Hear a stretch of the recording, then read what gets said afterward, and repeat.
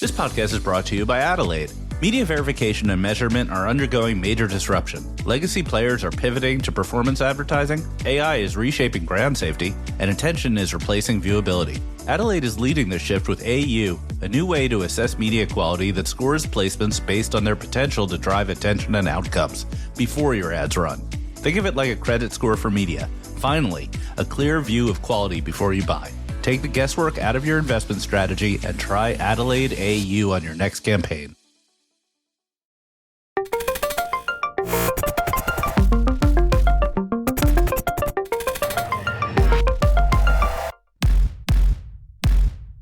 Welcome to Marketecture, where you can get smart fast with in-depth interviews of leading technology executives. I'm joined today by Gary Mittman. He is the founder and CEO of KERV.ai. So, Gary, thank you for being here. My pleasure. Always a pleasure, sir. I got the introduction right, more or less.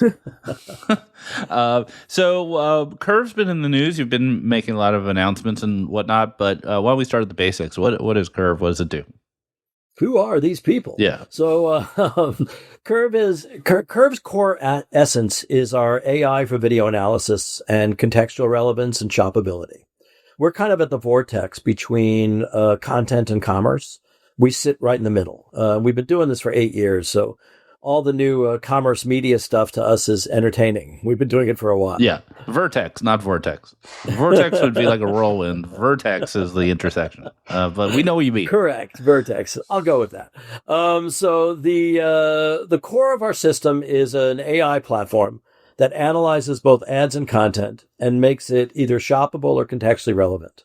Our customers include the holdcos, all the primary holdcos for shoppable ad units and distribution through programmatic, along with a lot of the major content owners for analysis for contextual relevance and shoppability. Cool. So tell me about the company. How big is it? Where is it based? How long have you been doing it? So I started the company 8 years ago. We're operationally based in Austin, Texas, where our tech, media, and operations and client service all live down there. Our marketing, finance, and sales are predominantly focused in New York. And I fly somewhere over Toledo on a regular basis. And how big is the company? We're about 98 people at this point. It's good size. Okay, so let's talk about this. So you analyze videos, you understand what they're about, I imagine, contextually. So how does the product use that? Is it really a creative product, or is it a targeting product, or some combination? It's a combination. It's a hybrid because so I'll give you some practical examples. So Warner Brothers, we analyze their entire library and we contextualize it for both ad podding and or shoppability.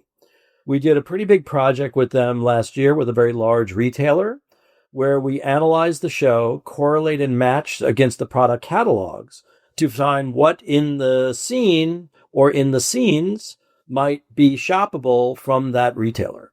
We then create an ad slot right at the right scene at the right moment to put a shoppable ad unit there. Right. Is that an overlay unit or is it linear?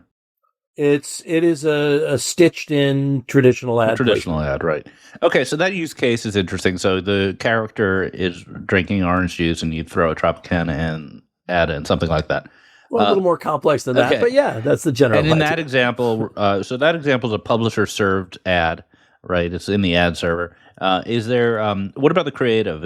Is it a custom creative or is it just a typical creative? So in that example, we do a dynamic creative. We build it on the fly. So once we have the catalog ingested, we have the scene analyzed. We can then dynamically compile a VAS tag that gets pushed out. Interesting. Okay, got it. And then what's the use case in sort of a non-publisher use case? Because one of the challenges with contextual video is that the publishers don't really want the buyers to know the context. They're very shy about giving any data about the videos. So how does it work in your system where buyers get to choose? So the two layers are, one is the shoppable ad units correlated to the content. The other one is contextually relevant ad placement, right? So the contextually relevant ad placement is one that's currently being sold direct from the publisher themselves. We are looking now at advancing it into programmatic, but that's the next step. Okay, so most of the business is publisher centric currently. Got it. On the content side. Right. We do have our ad unit side that we, as an example, Disney sells our interactive shoppable ads across their platform. Oh, so explain how that works. Where there's not one specific advertiser, or is it's still a direct relationship? So a client calls up Disney, wants to run a campaign, and they say, I want it shoppable. Disney turns to KERV, and we make the asset interactive, hand it back, and they run it. I see. So is it possible to use that in a sort of DSP or DCO? 100%. It's a tag. It can run programmatically. Right. Okay. You just may not have the context from the publisher if you're buying it programmatically. Well, correct. And if they're selling it directly, they're selling it based on their placement criteria. Yeah. Tell me about the creative. So is this templated? You have AI in your name, so I want to know, are you like using the magical cloud intelligence to create these ads?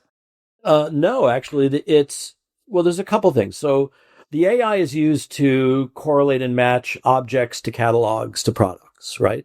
So we're working right now, as an example, with I can't name names yet because it's not public, but a large publisher in real-time live analysis. So we're analyzing sports content live and then correlating and matching for ad placement and or shoppability. The AI is powering that. So when we look at content, and let's say the Warner Brothers example, the AI platform analyzes the show, identifies the objects, looks at the product catalog, correlates and matches in finding relevant, exact or not, depending on when we match by percentage ratio. So an exact match, a 50%, whatever it might be. So we can identify and correlate that. When we do that, then we make the ad.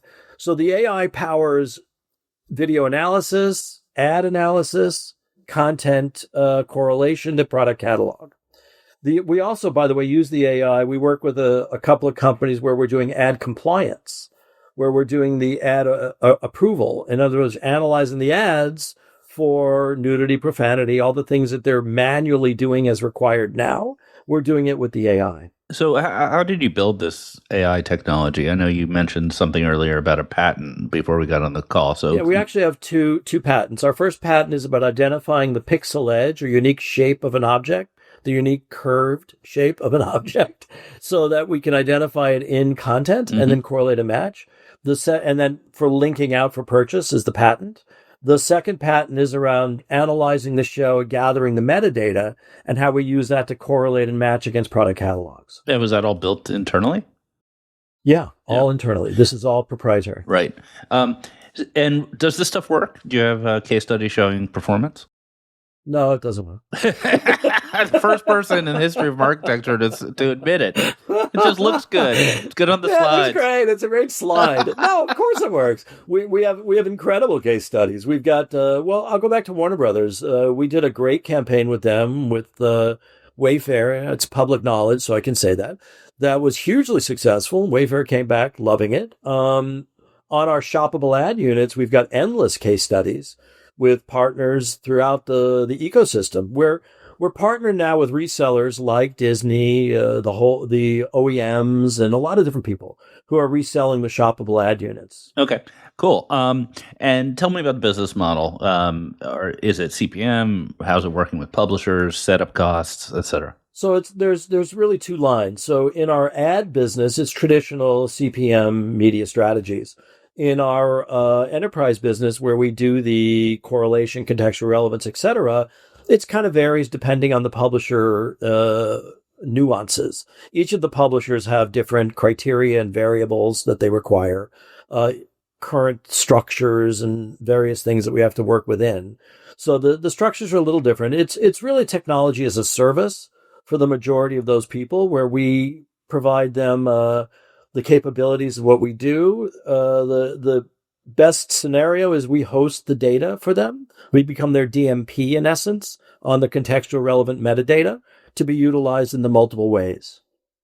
Right. And what's the entry point? Like, is it an expensive service? You have a lot of training, et cetera, or do you do single campaigns? We try to do all the work. So our intention is to make it as easy as possible for the clients. We've got a full team doing really all the labor, right, in essence. the simpler we make it for the customer, the better. Yeah, got it. Now, recently you've been in the news because you announced partnerships, I think, with Magnite, Pugmatic, and Freewheel over the past year, more or less. Can you tell us, what does that mean? Who's the customer and how does it actually work? Sure. So to do the integration on the contextually relevant ad potting or shoppability requires the integration with the platforms. So we, Freewheel as an example, we work with them, with Warner Brothers and a few other people to manage the contextual ad slotting and the placement and the timing of pushing out relevant ads at the right place. Right. At the right time. Right. So it's in the Freewheel case, it's an ad server. So they need to figure out where to insert the ads, and you're giving them some signal of some kind. Correct. Right. Correct. And that signal then can be pushed out to the Pubmatics of the world so that we can then have programmatic opportunity for purchasing in that slot. And when you do that, do you just pass them as sort of like key values of some kind? Yeah. Do you use like the IAB standard taxonomy or something video specific? So it's an interesting word, taxonomy. We've been laughing about that recently. So laughing about taxonomy. We have something in common. I think that your scope 3 description actually was pretty good around this, in that taxonomy is really for humans. Yeah. It is. Right? Taxonomies are for humans. I'm going to give them that on a t-shirt. So if a human being is doing buying and needs to categorize it in a way they understand, that's a taxonomy. But if you're looking at AI, it doesn't need that. It has a deeper understanding. So in the short term, yes. In the long term, no. Interesting. In answer to your question. Okay. That sounds good. Let's move to a lightning round. So relatively quick questions, quick answers. What's your number one competitive advantage? Our contextual correlation of product catalog to shoppability. What's your biggest challenge? Our contextual relevance to shoppability. Do you want to expand on that a little bit, why it's a challenge? No. The challenge is really the current ecosystems, the structures within the publisher content, the contracts with talent, as an example. All the different variables within that are I think, the challenges. Okay. Why won't companies like Amazon, Google, Facebook just ultimately crush you? Well, Amazon's already doing this. They're already crushing you? They're doing these strategies internally. Yeah. We actually met with them 5 years ago, and all of a sudden they're doing exactly with our presentation. Which kind of pisses me off. Well, they got the product catalog and they have a lot of videos, so so they figured it out pretty quickly. But I think the key is that I think the content owners, the major publishers, don't want to be giving their data away to the Amazons and the Googles. Yeah. So we're a neutral party that sits in the middle. Hey, this is a little off topic, not in a lightning round, but it just reminded me. Is there any applicability here for live content? We're doing live content now. So you can scan it fast enough? We're doing live sports right now. All right, cool. Okay, last question. If KERV was an animal, what animal would it be? A jaguar. Why? Moving fast and being efficient. All right. I'll take it, as long as it's not a lion. No more lions. All right, Gary Mittman, the founder of KERV.ai. Thank you for being here. My pleasure, Ari. Thank you, and it's great to meet you. Great talking.